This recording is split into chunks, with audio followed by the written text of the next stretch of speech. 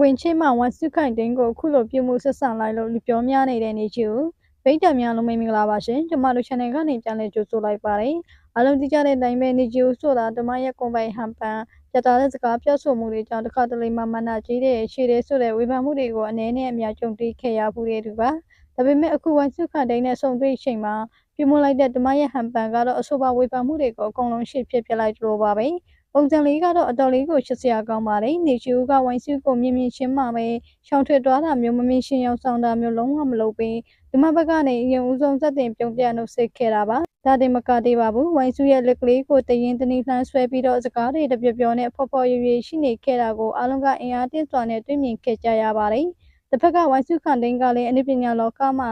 စီနီယာကျတ်တို့ဓမ္မရဲ့သဘောထားကြီးမှုကိုပြသခဲ့ပါတယ်။နေချူရဲ့ဖော်ရွမှုကို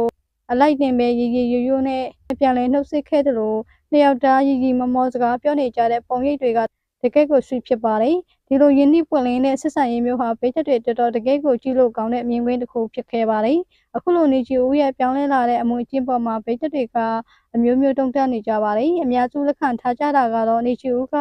ဓာလေးမွေးဖွားပြီးမိခင်တရားဖြစ်လာတဲ့နောက်ပိုင်းအရင်ကထက်ပိုပြီးတော့ရင်ကျက်တည်ငြိမ်လာတဲ့ဆိုတာပါပဲမိခင်ဘွားကအမျိုးသမီးတယောက်ကိုပို့ပြီးတော့ညှဉ်းညမ်းစေတယ်ပို့ပြီးတော့တိခန့်တက်စေတယ်ဆိုတဲ့စကားအတိုင်းပဲနေချီဦးဟာ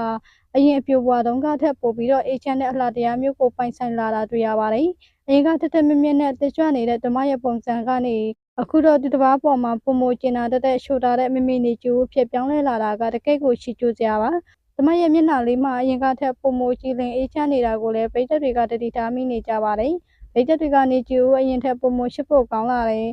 အခုလိုအနုပညာရှင်အချင်းချင်းရင်းရင်းနှီးနှီးရှိတာကြည့်ရတာအရန်ဖြော်ဖို့ကောင်းတယ်စားတစ်ဖြစ်အပြူတဘောဆောင်တဲ့မှတ်ချက်တွေပေးနေကြပါတယ်အထူးသဖြင့်နေချီဦးရဲ့ရင်းကျက်လာတဲ့စိတ်နေစိတ်ထားကလူငယ်တွေအတွက်ပါအတူယူစရာဖြစ်နေပါတယ်တကယ်တော့အနုပညာရှင်ဆိုတာဗိတ်သက်တွေရဲ့စံပြပုဂ္ဂိုလ်တွေပါအခုလိုအချင်းချင်းအလေးထားမှုဖော်ရွေမှုတွေက